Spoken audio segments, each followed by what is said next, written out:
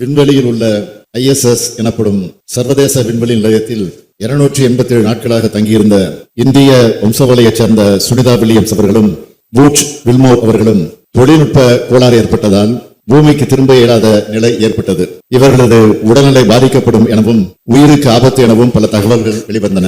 இருந்தும் அந்த விண்வெளி மையத்தில் அவர்கள் அயராது தங்களது பணிகளை மேற்கொண்டு வந்தனர். இந்த நிலையில் ஃபால்கான் 9 எனும் ராக்கெட்டுடன் டிராகன் எனும் விண்கலம் அனுப்பப்பட்டு சர்வதேச விண்வெளி நிலையத்தை சென்றடைந்தது.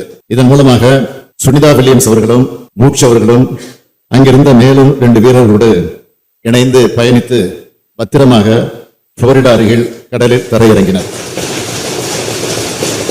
அவர் பத்திரமாக மீண்டும் பூமிக்கு வந்தடைந்த செய்தி நம் அனைவரையும் மகிழ்ச்சியடைய செய்துள்ளது.